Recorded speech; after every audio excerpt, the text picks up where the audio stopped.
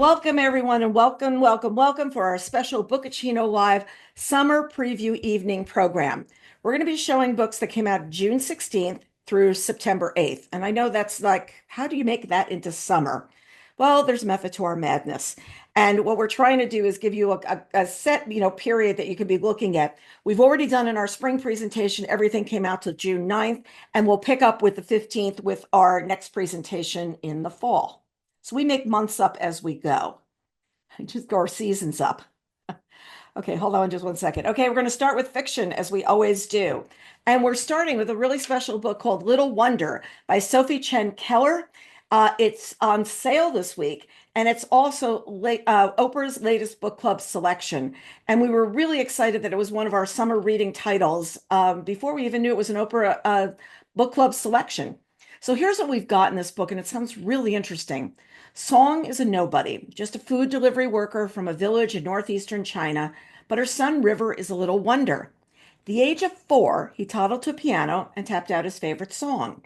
At 8, he mastered Liszt's three, pieces of work. I'm not going to even attempt to do that one, pronounce that. At 10, he blazed through the complete set of Chopin's etudes, and at every step, song is there to light his way. Until finally, at the age of 11, he's invited to study at a preeminent teacher in Beijing. But in the chaos of the Beijing railway station, he faces every mother's nightmare. She loses her grip on his little hand and is unable to find him after a desperate, harrowing search. Over the next days, weeks, and even years, Song and River fight to forge a path back to each other as they carve out new lives that carry them even further apart. So there's Little Wonder. And you see where the telephone lines are? There's actually music that is going between those lines. And I thought that was really interesting to take a look at. Sophie, someplace online, actually talks about the cover, and they're like little hidden things in there as well. Next, we've got Tata, which is by Valerie Perrin. It is translated by Hildegard Serle, and it is coming from Europa Editions, which is a small publisher that brings a lot of translated works to us. And it's on sale on June 23rd. When Agnes hears from the local police that her Aunt Colette has died, she can't believe her ears. Her father's sister Colette, her Tata, died 3 years ago and has been resting in peace in the cemetery of Gunégon. I'm not going to do well on foreign words. I'm going to personally admit that. Agnes is called to identify the body. There is no doubt that it's her aunt. So who rests under the stone engraved with her name?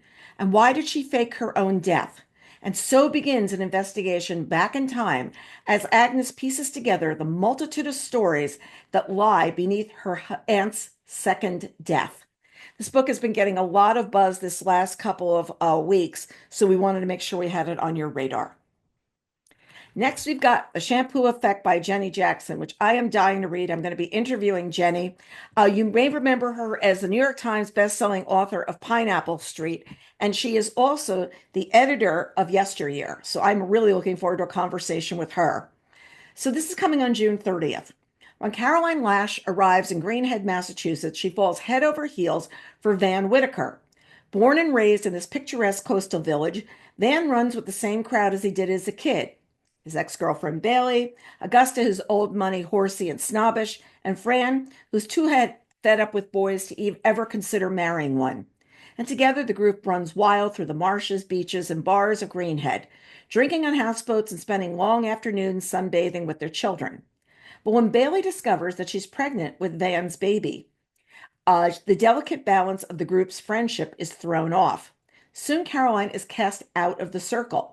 What she does next exposes long-held secrets and works the entire town of Greenhead into a lather. So there we've got The Shampoo Effect, and I'm dying to ask her why they picked that title or see what will happen. Catherine Newman said it's unforgettable and laugh out loud funny. I started listening to it this afternoon, and I can see why people are excited about it. Next, from Emily Giffen, we've got Love You More coming on July 7th. Billy has built the perfect life. Her medical practice in New York City is thriving, and she's finally found the right partner in Dean after years spent trying to move on from her high school sweetheart, Mick. Their young love has been intense and true, but distance and ambition pulled them apart when she left Wisconsin for medical school. And then one morning, just after she accepts Dean's romantic marriage proposal, Billy's phone rings. It's Mick. calling for the first time in nearly a decade. His news is urgent. In a moment, everything changes.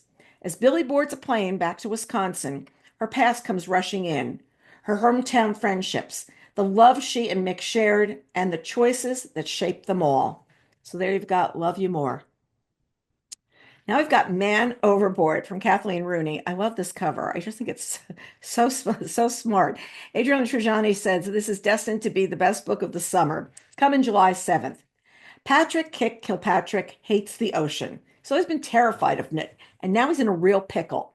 Drifting alone in the sea after falling or jumping, he can't remember, as the all-exclusive drinks on the cruise he was on with his extended family were, well, they were inclusive. Kick must survive, breath by breath, hour by hour in the lonely sea. As the waves crash over him, so too do the thoughts and memories of just how he got there. A Thanksgiving cruise with an obnoxious brother-in-law he has to bite his tongue to keep from screaming at. A father who gives the great Santini a run for his money. And a mother who already left the family boat, so to speak, a long time ago. His family may be complicated and the pains of life may seem unbearable, infuriating enough to leap from the deck. But maybe the will to survive is stronger. So there we've got Man Overboard. Next, we've got the Mortons coming from Justine Larbelistier and Scott Westerfeld. It's coming on July 21st, and it's a book that's getting a lot of conversation about it. The Mortons are a modern day old money dynasty with impeccable taste, from their exquisitely crafted cocktails to their expertly tailored vintage garments. They are also stone cold killers. For the Mortons, homicide is heritage. They, along with the other crime families, send their progeny to Hellshire College, where legacy students learn to exercise control over their wealthy peers. Jessica Morton has always excelled at Hellshire, secure in the knowledge that she is the prodigy of her generation. And now, having committed her first kill, it should be Jessica's moment, her honor. But that kill will cut more in more ways than one, unknotting a series of revelations spanning the Morton's country estate, the New York City art world, and Hellshire itself. So there you go. It's diabolically and delicious, says Julie Clark. Next from Nadia Hashimi. I don't know how many people read The Pearl That Broke Its Shell, which I absolutely loved when it came out years ago. We're going to see City of Widows coming on July 28th. I have not set up an interview with Nadia yet, but I will be doing that. In February 2020, the U.S. began to withdraw troops from Afghanistan after nearly 20 years of occupation. For a whole generation of Afghan women who had been born during that time, women who had grown up in relative peace, gone to school, entered the professions, even served in the army and parliament. And then the women of Afghanistan watched as the Taliban filled the streets again.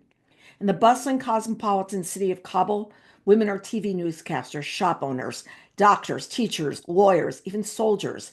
They include Marjan, who fought with the Afghan army and risked everything to keep her daughters safe. Soraya led the army's all-female combat force over the objections of her upper-class family. She's now a wanted woman whose brother may choose not to shelter her from the Taliban. What will become of her?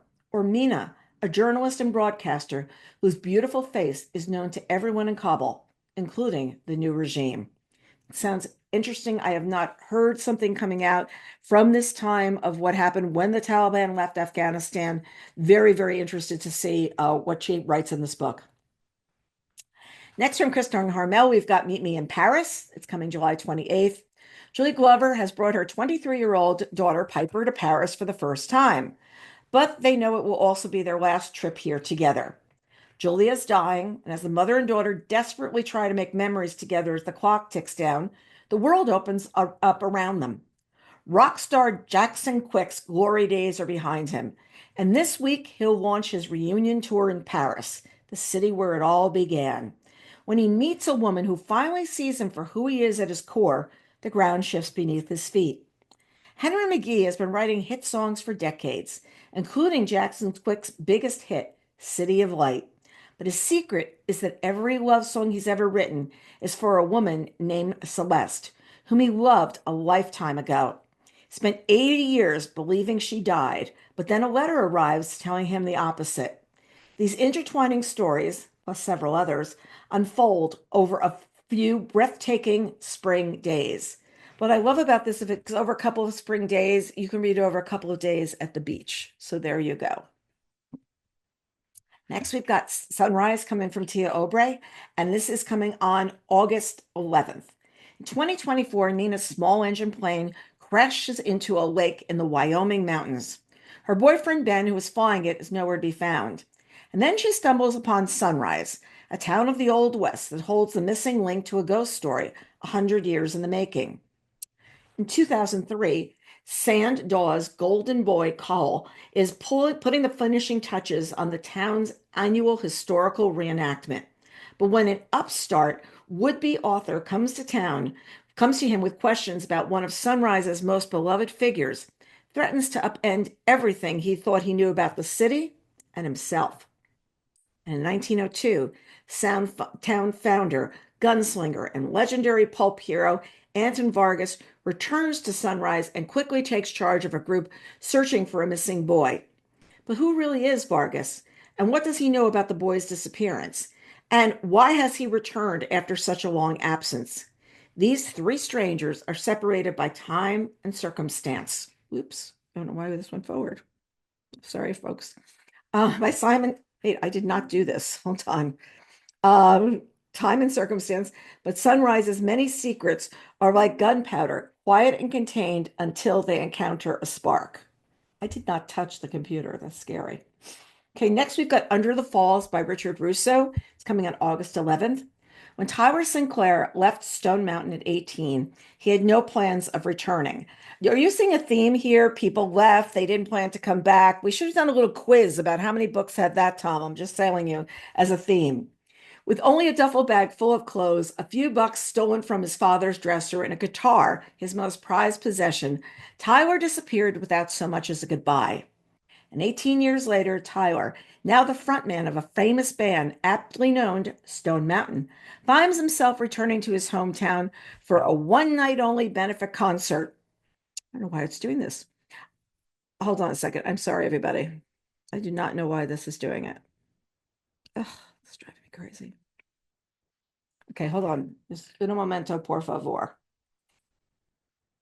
I do not know why this is happening, Tom. I did not put it on auto anything. Give me 1 second.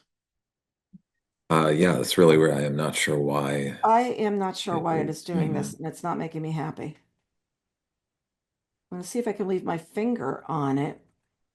I honestly don't know what is going on. Tom, I've never had this I don't know if happen. you're able to maybe like Turn it off share, and like restart turn it. it off and then yeah, Okay, share it again. hold on a second, guys. We're going to go to stop share. Going to go down here. Hold on 1 second. I can't minimize that. Oh, let me see. Do this. Um, okay, let me see if I should close it out, Tom, and then start it again. Yeah, maybe you can just do that. Sorry, everybody. I have no idea why this is doing this. I can't stop it, Tom. Is this the summer one too? Is this it too? Hold on a second. Let me go to this one. All right, let me flip it on this one and see what happens. Okay. Where was I up to? I was up to here. Yeah. Okay, all right. So let me do slideshow uh, from current slide. Oh, there's something I've never done. Okay, and am I sharing and everybody can see it? hmm Yeah, you're on to, I'm still too far ahead. Okay. I'm sorry, everybody. Oh, this is going to be fun to edit. Okay. okay, there we Under the go. Falls by Richard Russo. Let's start again on this. When Tyler Sinclair left Stone Mountain at 18, he had no plans of returning with only a duffel bag full of clothes, a few bucks stolen from his father's dresser, and a guitar, his most prized possession. He disappeared without so much as a goodbye. And 18 years later, now the frontman of a famous band, aptly known, named Stone Mountain. He finds himself returning to his hometown for a one-night-only benefit concert to support his old friend Doc, who lost feeling in his legs following a childhood accident. As Tyler ascends the mountains, memories of his childhood come rushing back. Memories of his abusive father and his despondent mother, of the friends he left behind, and he quickly learns that for many people on Stone Mountain, the past doesn't feel like so long ago, and not everybody has been eagerly awaiting his return. Next, we've got The Birthing Trait from Amanda Peters. And we just added this today. We heard it's coming September 1st. You're going to remember her as the best-selling author of The Berry Pickers. Remember that book that came out a couple of years ago? We did a fabulous event with her. So we want to make sure we included this. Born under the shadow of the birthing trees, sacred to generations of Mi'kmaq women, Aliette Paul grows up in a small Nova Scotia town with her fierce, loving grandmother, Kiju. Her mother died bringing her into the world under that very tree. Her father remains a mystery no one will name. As she comes of age, she navigates love, loss, and a personal tragedy that veers her from the path her grandmother wanted for her. She becomes a nurse trained in modern medicine. Yet she carries Kiju's teachings close, tucked beside memories of the tree that once welcomed her new life. Years later, when the call comes that Kiju has died, Aliette returns home to a crumbling house. And as she digs to uncover who her family really is, each revelation pulls her deeper into a web of long-guarded secrets, long-guarded silences, dangerous loyalties, and generational wounds that refuse to stay buried. Someone knew the truth about her mother's final moments and wants the past to remain undisturbed. So I'm looking forward to reading this one. If you remember correctly, Amanda was part Indian, part from the Mi'kmaq tribe. So it'll be interesting to hear her writing about this, the people. Next, we've got Switzy by Emma Klein coming on September 8th. A private plane cuts through the winter night somewhere over Greenland. David, a retired executive, sits back in his leather seat. The notebook in his jacket pocket is filled with familiar phrases, urgent reminders to himself, but he struggles to recognize his own handwriting. The world, once so knowable, has been rendered inscrutable. This is what David knows. Cody, his assistant, will shepherd him along the voyage. A stopover in London, dinner with his adult daughter, a meeting in France with an old friend, estranged for decades. His final destination is Zurich. He glides through hotel rooms, airports, and foreign cities, running out the clock on his mortal life. His grasp on the present slips away, and the past rushes in. As the arrival in Zurich looms, an exquisitely rendered portrait of an unraveling mind emerges. So there we've got Switzy. And she was the author of The Guest. I don't know how many remembered that. I really enjoyed that book. Okay, historical fiction. Let's start with Beatrice Williams, When You Love Me. Perfect beach book, everybody. It's one of our word of mouth selections right now as part of our book group speed dating event where publishers talked about the books they were excited about for book clubs. I interviewed her yesterday. It's running in a couple of weeks, and it's a bets on selection. Okay, you think you've got it all about When You Love Me? All right, so here's what we've got. Young widow Lucy Cooper returns to her family's crumbling Winthrop Island estate. She's forced to confront both her estranged father's mysterious death and the man she's never truly forgotten. 13 summers ago, she fell hard for Ben Ressler, a Golden Boy athlete whose presence shattered her closest friendship and changed her life forever. Now Ben is back. His own career derailed by tragedy, and that's in the first chapter of the book, so we're not giving anything away. As Lucy investigates her father's obsession with the rumored pirate treasure, long buried secrets and emotions resurface. Totally enjoyed it. We talked about her love of football and why she loves football as part of this book. Okay, Single Girls by John Searles. I am going to be talking to him next week. Interview will run in a couple of weeks. John and I have known each other for years. He worked at Cosmopolitan magazine when I was working at Mademoiselle, but we never really crossed paths. We were like a year overlapping, and that was like it, or months overlapping. But when we started Book Report, our office was down the street from the Hearst Tower where he worked. And we would meet on the street and just chit chat about books and life. So I'm looking forward to talking to him. I finished this last night. It's really interesting. In 1965, Helen Gurley Brown is fresh off the runway success of her book, Sex and the Single Girl, a revolutionary call to single women. Yeah, it's doing it again. Oh my gosh, why is this doing this? Okay. To enjoy their sex lives gloriously free of shame. Upon the book's publication, half the country's outraged, the other half will follow her anywhere.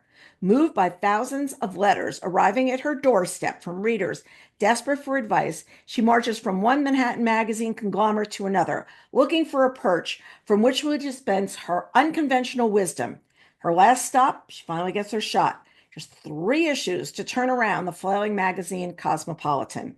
Single Girls begins at the dawn of her storied tenure and journeys back to her youth, envisioning the devastations and people who forged her into a controversial legend. So this is definitely historical fiction, but you're really going to come away knowing more about definitely about Helen Gurley Brown. Next, we've got The Half-Life by Rachel Beanland, and I'm going to be interviewing her as well. Just so you know, this book has some roots in her family because years ago she actually lived in the place. Her father was stationed as a naval officer, and they lived on this island, which gave her the idea for this story. Coming July 14th. When 23-year-old Eileen O'Malley meets charismatic naval officer Paul Archer in a Charleston department store, she doesn't expect to fall so hard so fast. Soon she has a ring on her finger and is following Paul to the tiny sun-drenched Mediterranean island of La Maddalena, where he will be heading up radiological controls aboard a submarine tender. The decision to send nuclear-powered subs into this archipelago was a contentious one, and the U.S. government is doing whatever it can to ensure that the island, not to mention all of Italy, doesn't go communist in the next election. When Italian activists and scientists begin to sound the alarm about possible nuclear contamination in the water, the island erupts into a series of protests. And soon, Eileen's marriage falters. I'm so sorry. Marriage falters. Oh, this is going to be a bear to edit. Okay. I'm so sorry. I have no idea why this is doing this. Anybody touching the screen besides me? Um, Falters and her loyalties begin to shift as she's drawn into a web of secrets. And she is the author of Florence Adler Swims Forever, which I absolutely loved. Next from Colson Whitehead, we've got Cool Machine coming on July 21st, the final volume in his Harlem trilogy. 1981, New York City is beginning to emerge from financial ruin and decline. Up in Harlem, Ray Carney has just been named Sterling Furniture's Dealer of the Month. But when the banks won't give his beloved wife Elizabeth a loan for a new travel agency, gambles on one last heist. 1983, to some, Carney's friend and partner in crime, Pepper, is a stone cold sociopath. To others, a top thief with questionable people skills. Either way, he's feeling his age and his troubled gut and aching bones. 1986, Carney has been haunted by his inability to save his cousin Freddie. Now, 20 years after Freddie's death, he has a chance to rescue Freddie's son from the violent forces of the city. Coming out of retirement and teaming up with Prepper again means risking the safety and security he spent decades building for his family, with only one shot to get it right. So he's a two-time winner of the Pulitzer Prize, and you've got Cool Machine. Next, we've got Fallen for France by Elizabeth Letts. This was one of the book group speed dating titles last week. It's on sale on August 25th. Boudreaux is 6 years old when he's sent off to apprentice far from his high Atlas village in Morocco. That same month, a magnificent filly is born, and for a brief time, the mare belongs to the boy. But his heart is broken when a soldier steals his horse and disappears into France, just as the Great War roars to a start. Estelle, a young woman in France, finds a distressed Arabian mare wandering alone in the meadow behind her house. She's determined to look after this radiant creature just as tenderly as she cares for her vulnerable younger brother. But soon her world is torn apart, and she loses both the horse and her brother. Thomas is an Englishman, hardened by his experience as a wartime veterinarian in France. He finds the mare and promises to protect her and the woman who once loved her, but he doubts his own ability to keep anyone safe. And these separate strands of these strangers' journeys ultimately converge, propelling them to make momentous choices that will change the course of their lives. Next, the slide changed all by itself. We've got The Pirate Queen by Ariel Walhorn, and you all know her as the author of The Frozen River. Well, let me see if I can get this to stay on the slide. Okay, it's coming September 8th. Grace O'Malley was born to be a sea captain, but despite her natural skill on the water, she learns early that her dreams of life at the helm are not compatible with the expectations, I'm so sorry, oh my gosh, of her noble family. As the only daughter of a powerful chieftain, her role is to secure a strong alliance and bear children. But when she's sent to foster with a nearby clan, Grace falls for a clever and open-minded second son, a man she cannot have. Married off against her will to a brutal warrior, Grace performs her duty, all the while gathering followers loyal to her and consolidating her husband's power, only to be ousted from his lands. But this betrayal offers Grace the opportunity to return to the sea, finally leading Clan O'Malley's mighty fleet. Just as Grace finds true independence, Queen Elizabeth's incursions into Ireland grow bolder. She must fight to defend her land, her ships, and the people she loves most against the cruel and power-hungry English deputies who will stop at nothing to check her influence. So they're the Pirate Queen. Next, book that you have only seen about 4 times now, is The Witches of Cambridge by Alice Hoffman. This is a new series for her. It's coming September 8th. By the 1950s, Cambridge, Massachusetts feels far removed from the legendary witch trials that marked its early days as a colony.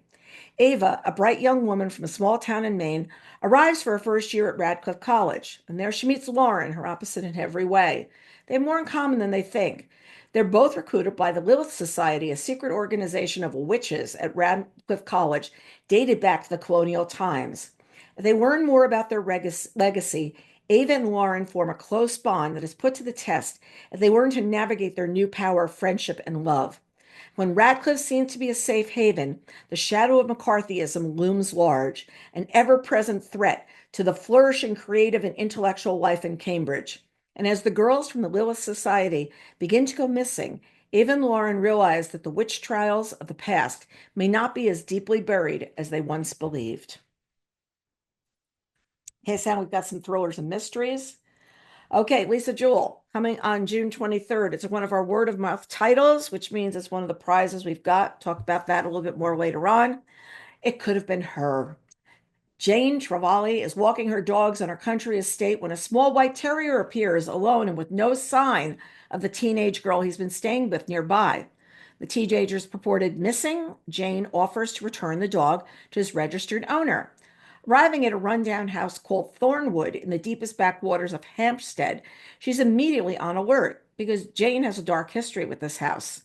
The man who answers the door is not the man she remembers from her past. He's cagey and claims to know nothing about the missing teenage girl.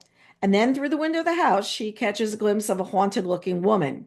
Conjuring her memories from the last 25 years, she knows this unsettling house holds the key to the missing teenager, to her own traumatic story, and to the dark secrets of the past.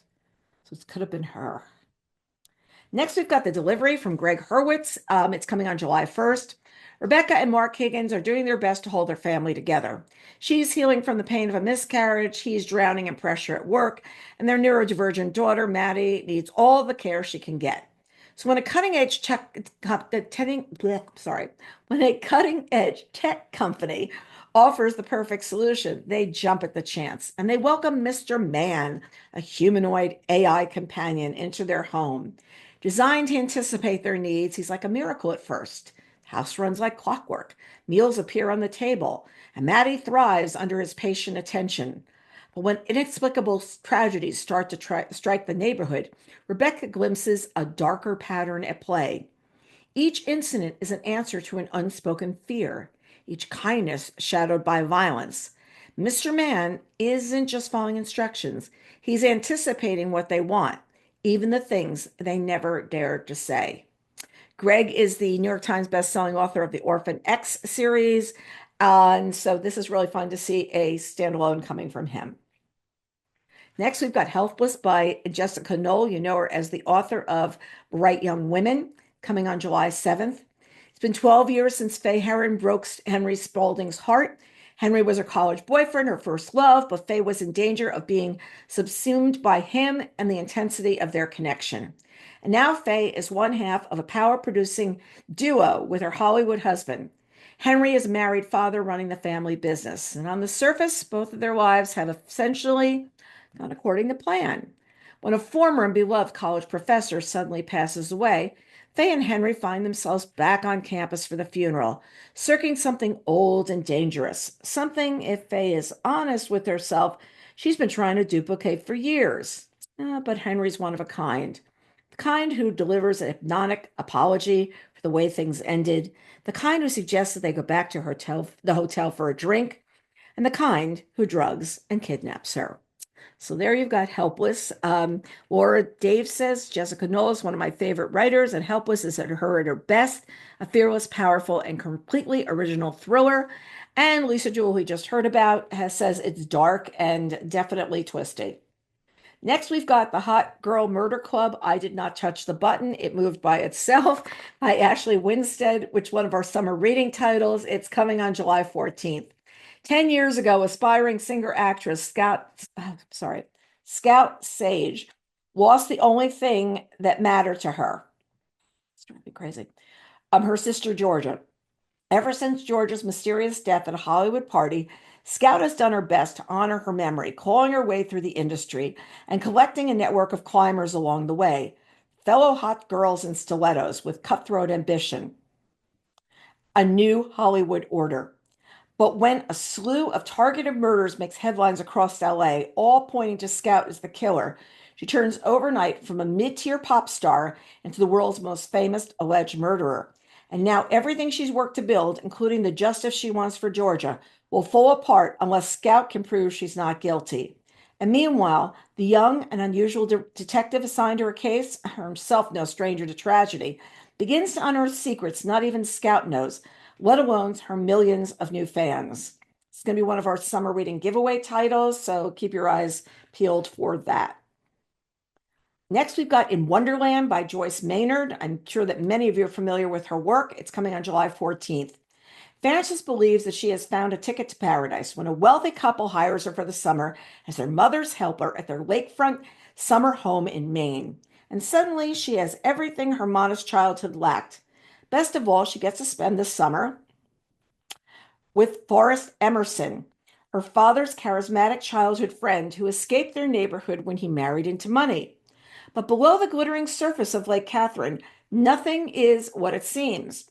When Forrest's wife Regina pulls Frances into her fly private obsession, the girl finds herself witness to the intimate secrets of adult lives. As the summer heat builds, so do the tensions within Wonderland's walls. By Labor Day, a death will shatter the seemingly perfect family, leaving Frances to question everything she thought she knew about privilege, power, and the price of belonging.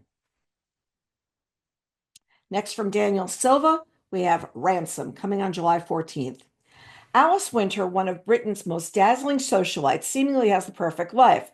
A lavish home in posh Knightsbridge, a grand estate in Devon, millions of followers on social media who eagerly await her next post.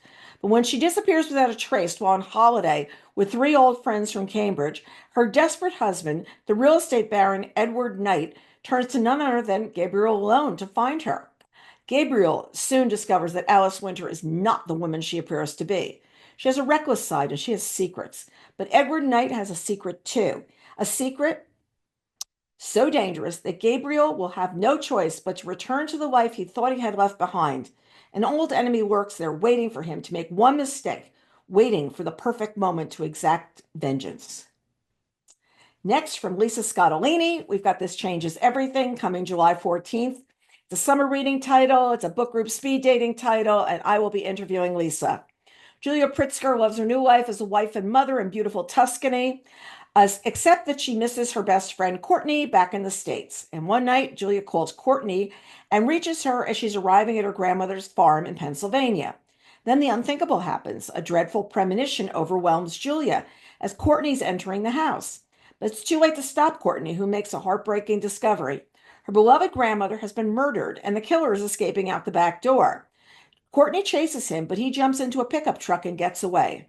Julia flies home the next morning to support Courtney in her grief, and the local police believe the murderer was a botched burglary, but the women suspect something far more sinister.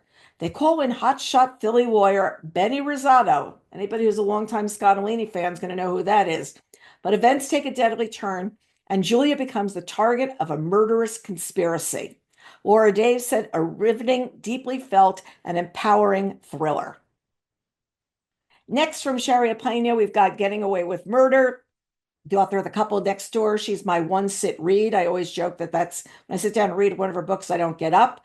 Jill and Ted adore their New York brownstone the way others adore their children. It reflects who they are, their status, their tastes. And when the grand mahogany staircase and state-of-the-art kitchen, it's the stuff of glossy magazines and real estate dreams. It's their sanctuary. So when Ted's inheritance runs out and he makes a bad investment, they panic. How can they protect their beloved home and enviable lifestyle? The answer is obvious. The death of one wealthy family member from whom they stand to inherit millions could solve all their problems. Together, they will get away with murder as long as they trust each other, as long as neither makes a mistake, and as long as there are no surprises. And you know, probably all three are going to happen. Next, we've got The Amateur coming from Chris Bajelian on August 4th. 1978, temperatures are flirting with 90 on an August day when an 18-year-old Mira Winston drives a golf club ball from her tee to the practice net near the clubhouse in the caddy shack. The golf ball, weighing 1.6 ounces, tears through the net, traveling 150 miles an hour, and slams into the temple of high school junior Kenny Foster, rupturing an artery and unleashing a torrent of blood. Kenny brings his hand to the side of his head, topples on his side. He's dead before the ambulance even arrives. The wake of this terrible accident, and everyone at first agrees it is an accident, Mira looks for comfort in all the wrong places. But when the investigators look more closely at the torn net, when a detective recalls Mira's history of recklessness, and when Kenny's father spies Mira with her married lover, the affluent and well-mannered community turns on this once promising young woman. My husband will be really excited. I will read a book that is set on a golf course. So there you go. Claire Leslie Hall, the New York Times author of Broken Country, said, a joyous novel of an unforgettable narrator who will break your heart. Next up from Jeffrey Deaver, we've got Deceptions. And this is a short story collection featuring Coulter Shaw and Lincoln Rhyme. And I love Coulter Shaw because I love watching Tracker. So this is coming on August 4th. Murderer at a crime writers conference. The method is entirely literary and the motive seems obvious. But can the detective who was first on the scene puzzle out what needs reading between the lines? A brilliant sleuth, obsessed with Sherlock Holmes mysteries, turns his attention to a serial killer stalking the streets of New York City. But as his deductions bring him closer to his prey, he starts to wonder who's really doing the hunting. Mysterious woman's gone into hiding, and here he comes. Coulter Shaw is tasked with bringing her to a safe house. But with a hitman on his trail, the race towards safety takes on a whole new meaning. And a serial killer with a motive never before seen in the history of crime challenges Lincoln Rhyme and Amelia Sachs to rethink everything they know about the nature of evil and evidence its perpetrators leave at the scenes. So there you go. Next, we've got The Unknown, which is coming from Riley Sager on August 4th. Struggling actor Maureen Keane is shocked when she lands a role in a major motion picture about the unsolved mystery of New Avalon, an island on the sprawling Lake Faraday in Vermont. She's even more surprised when she learns that the role requires a week-long research trip to that very spot, because New Avalon isn't your ordinary island.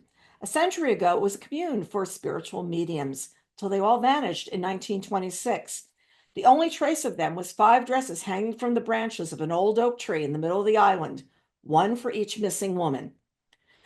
Not long after arriving, Marin and her castmates, including legendary actress Violet Wright and white-hot director Ronan Peters, begin to realize that all is not right with New Avalon, and after a sudden health emergency leaves Marin, Ronan, and the other actors stranded on the island, the disappearances begin again. The Women in Time by Sarah Pekkanen, coming also on August 4th. 1964, 4 remarkable young women at a prestigious university become the subjects of a parapsychological experiments by a visionary scientist. On the cusp of historic breakthrough, the women mysteriously vanished and the program was erased from history. Decades later, Riley Bell, newly divorced and desperate for a fresh start, accepts a caretaker job for an elderly widow named Betty. Riley steps into a home that is frozen in another era. No microwave, television, or cell phones. And Betty has never heard of the internet. Why has Betty lived in such profound isolation for so many years? And why does she need Riley now? The story unfolds against 2 timelines. Betty's 1960s era of 5 o'clock martinis and high stakes experiments, and Riley's quest to uncover the truth about the missing women, old secrets rise to the surface, and the only way to survive is to confront the mystery that has lingered for over 60 years. So there you go. She wrote The Golden Couple and The Wife Between Us, if you're trying to figure out who this author is. Next, we've got You'll Be Sorry by Lisa Gardner, which is coming also on August 4th. Raquel, a renowned interior designer, and Theo, a brash financial wizard, met and married in a matter of months, only to confront a terrible tragedy. Now unbearably aware of the distance between them, they've come to a remote town in New Hampshire to begin anew. Perched on a ledge with stunning views, the Dixons family lodge was once a crown jewel of the mountains, until late one August night when both parents and their 4 children vanished, leaving behind a bloody trail of footprints and a mystery that has endured for 30 years. And now its latest occupants, Raquel and Theo, are arriving, and the former Grand Lodge is once again stirring the life. When a stray dog leads to a discovery of a skeleton on the property, Raquel and Theo face a daunting choice of what to believe, who to trust, and how to survive. So there you go, You'll Be Sorry. From Karen Slaughter, we've got The Secrets We Hide, also coming on August 11th. 1601 Iris Drive looks like any other house on a quiet residential street, but rumors are rampant about the Vickery family, what goes on behind closed doors. When gunshots ring out, Sheriff Emmy Clifton and her sister, ex-federal agent Jude Archer, discover a devastating crime scene. Allison Vickery has been murdered in her own kitchen, and her teenage daughter is bleeding upstairs, left for dead. Everyone thinks they know what happened, but here we go, folks. Secrets are buried everywhere in this small town, and it's up to Emmy Clifton to uncover the truth. Next, from William Kent Kruger, and we know we've got a lot of Kent Kruger fans here, we've got God's Country, which is coming on August 18th. His last book was Apostles' Cove, which will be out in paperback in July. Preparing for a family trip into the Boundary Waters, Cork O'Connor is troubled by ominous visions about his future. Ignoring the warnings, he uncovers signs of violence while searching for his missing friend, Cordell Bishop. Soon, he is forced to negotiate with dangerous criminals, the Kennedy brothers, who are seeking their late father's hidden stash. Facing escalating danger and difficult choices, Cork grapples with his darkest instincts as he helps others escape and eventually takes justice into his own hands. What's interesting is this is a Cork book that's been written in the first person, and I believe there's only one other Cork book that's been written that way. Next, we've got The Secret Dinner by Rafael Montez, which is also coming on August 18th. Danielle, Piglet, Miguel, and Hugo are your average students trying to make ends meet with part-time jobs, excited about the bright futures at their fingertips. So when the rent skyrockets, they struggle to keep their new lives and big dreams afloat. They need to make money however they can, and in order to keep their apartment, the friends adopt an unorthodox plan and are soon sucked into a dark world of secret dinner parties, catering to the twisted families of Rio's elite. What starts as a joke quickly spirals out of their control, and as the 4 friends fall deeper into this dark underworld and earn more money, the stakes get higher and the consequences deadlier, revealing devious depths that lurk within each of them and threaten not only their friendship, but also their lives. Looking forward to this one. And from Leah Moriarty, remember Big Little Lies? Here's Big Little Truths. Yep, it's the follow-up. Last time we saw the women in Big Little Lies, their children were 5 years old. But 10 years have passed and the kids are in high school, navigating all that drama that accompanies teendom. When the high school principal receives a threatening package in the mail, word spreads quickly throughout the community. But Madeline, Celeste, Jane, Renata, and Bonnie have other things to worry about. Celeste's mother-in-law, Mary Louise, is behaving oddly. Madeline is facing perhaps the biggest challenge of her life. Jane is at a dangerous fork in her marriage. Bonnie has realized there's only so much solace in yoga, and Renata is living her best life. Revenge is sweet. When a stranger begins lurking around the school asking supposedly innocent questions, this tightly connected group of women finally must face the full repercussions of the big little truths they have and haven't shared with their kids. And yes, this will be on HBO. There will be a follow-up to the Big Little Lies series. Next, we've got Heart of Glass coming from Jennifer Hillier. Lots of real excitement for this book coming August 25th. 25 years ago in Seaside, Washington, a charming drifter named Sam met 3 inseparable teenage girls at the local amusement park. Days later, one of them was found dead. Barb and Nicolette were shocked to learn that the man they all met at Wonderland was the carnival killer. And after he was arrested for the murders of five young women, one of whom was their best friend Lorelei, Nicolette moves to the city to pursue her dreams of becoming famous. Barb stayed behind in Seaside, eventually becoming a reporter for the local paper. But when the carnival killer recants his confession and a new body washes ashore on the eve of Wonderland's grand reopening, the secrets that Barb and Nicolette have worked so hard to bury begin to resurface, threatening to destroy everything in their carefully constructed lives. There's Heart of Glass. Next from Linwood Barclay, and we all know how much I love Linwood's books, we've got Not a Word, also on August 25th. When Reese visits his parents' home, he's shocked to find them in bed dead. First glance, it looks like a murder-suicide perpetuated by his father, but on closer inspection, there's clearly more to this story. For starters, inconsistencies in the crime scene suggest his dad may not have shot himself. As Reese, shaken by this horrifying discovery, awakes questioning from the police, his phone lights up with a call. It's the last person he ever would have expected to hear from. Reeling from the day's events, he finds himself questioning everything he thought he knew about his parents, whether he and his own family are in danger now. While the authorities work to untangle the baffling crime scene, Reese is pulled into a web of secrets linked to the unscrupulous pharma company his father worked for years ago. So there we've got Not a Word. From Tess Gerritsen, we've got The Shadow Friends, another one of her Martini Club mysteries. When a renowned disease expert and Russian defector dies mysteriously during a global affairs conference in Purity, Maine, a tight band group of former spies in the Martini Club once again see their quiet post-coastal retirement interrupted by international intrigue. When a waitress at the conference hotel is found murdered, Ingrid Slocum sees chilling links to a disastrous mission that nearly killed her 3 decades ago. Desperate to uncover the truth, Ingrid is drawn back into the game by a magnetic ex-CIA colleague and former lover who is with her on the long ago doomed mission. He convinces her to join him, and together they head to Amsterdam to track down her would-be killer. Ingrid's frantic husband Lloyd and Maggie Bird are close behind, but a clandestine network of assassins is intent on stopping them. Forced to question every allegiance, Martini Club must rely on the skills they tried to leave behind. So there we've got The Shadow Friends. From J.C. Ellison, we've got You Know Why. It's coming August 25th. It's the holidays, and photographer Brooklyn Locke is bound for Italy with her husband Trey and their 2 children. But when Trey vanishes from the airport, missing their connecting flight, their impromptu vacation and life as she knows it begin to unravel. Desperate to find her husband, she accepts the help from a stranger on the same flight, Eden Barrow. But Eden still soon makes a shocking claim. She's the sister of Trey's first wife. 10 years ago, he was the main suspect in her murder. Fate delivers one more blow, a violent accident that leaves Brooklyn fighting for her life. With nowhere else to turn, Brooklyn leans on Eden for support.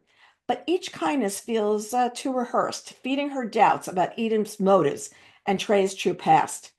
Brooklyn has her own dark history she'd rather forget and confronts an unsettling possibility.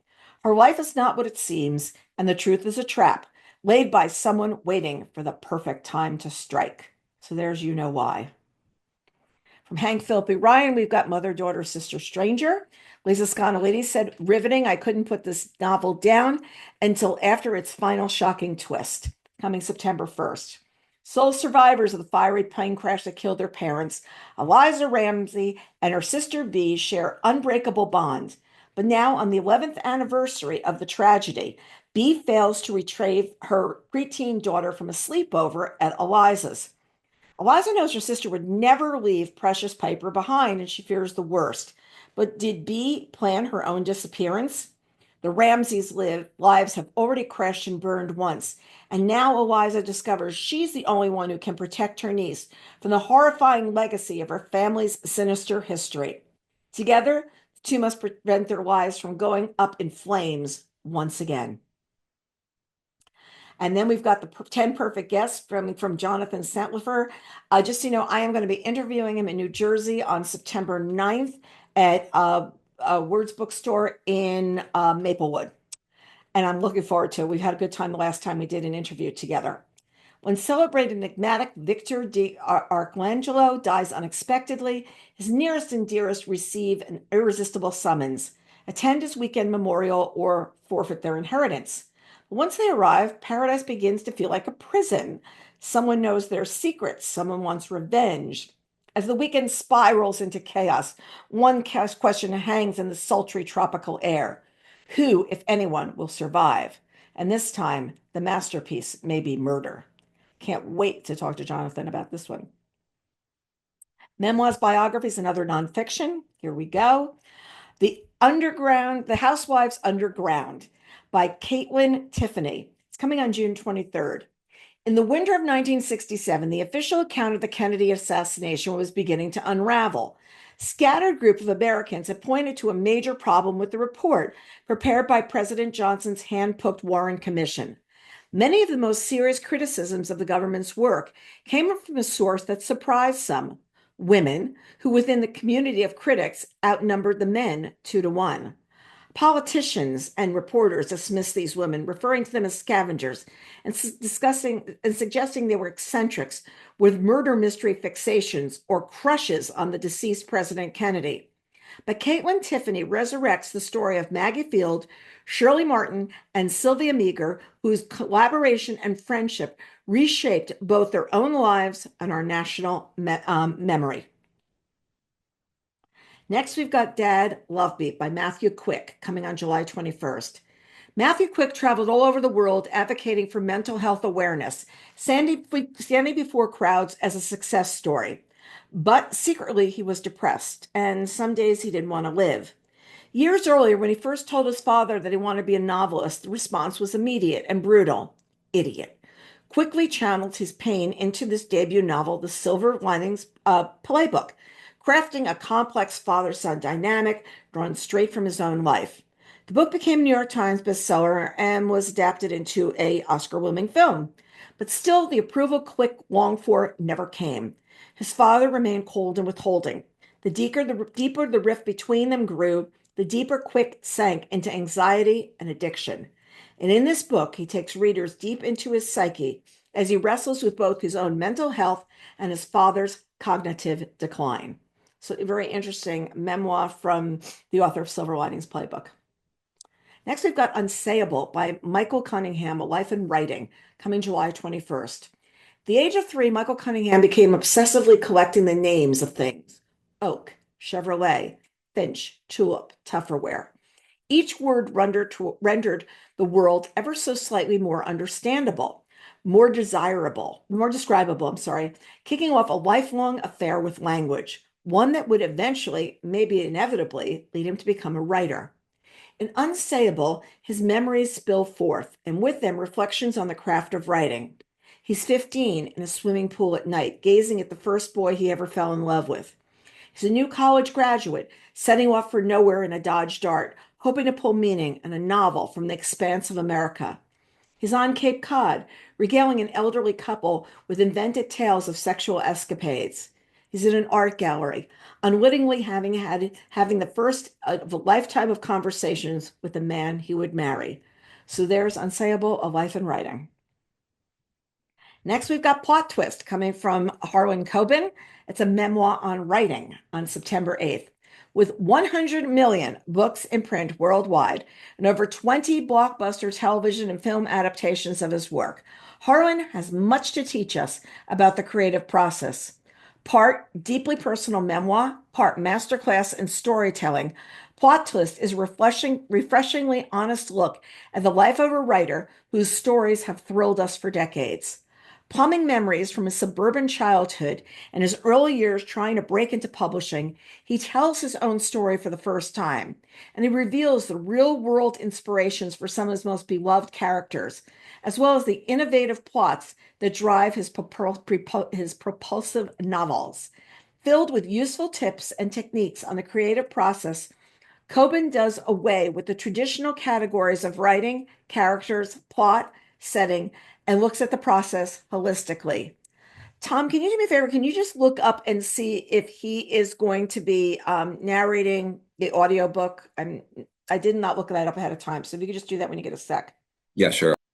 Okay, and right now, to date, I have picked 13 bets on selections, and you can see those here. Up and coming is Daughters of the Sun and Moon by Lisa C. and the Beatrice Williams book. You can see sort of these are really what I'm saying. I think if you read these, you'll really enjoy them. It's interesting, the M.L. Stedman book, I gave a copy to a neighbor of my dad's, and he wrote me back and told me how much this book meant to him and what an absolutely beautiful story it was and how well done it was. So I love moments like that when they happen. These are the most recent Book Reporter Talks to video podcasts that we've done. To interview Lisa C. Really, really fun interview. Ruta Sepetys, on A Fortune of Sand. I read her first book years ago, her first YA novel, so it was lovely to reconnect with her. And yep, Catherine Stockett. We talked about the Calamity Club. Really, really, all three were wonderful interviewers. Carol, Yeah. Carlin is narrating the book. Now Harwin is narrating, which will make it even more special. Okay, so here we've got our summer reading titles. Our latest summer reading prize is A Little Wonder, and you can enter the contest right now on Book Reporter. Remember, that's the Oprah selection that I opened this presentation with, and the contest is open until tomorrow at noon, tomorrow, June 18th at noon. And these are the books that we have been giving away all summer, and we still have contests to come. Our word of mouth contest, I was telling you about what that is. If you enter by Friday, June 26th at noon, you could have win one of 3 copies of It Could Have Been Her by Lisa Jewell and When You Love Me by Beatrice Williams. So all you have to do is jump in, tell us what you're reading, and you're eligible to enter the contest. Not hard, everybody. You could win 2 books.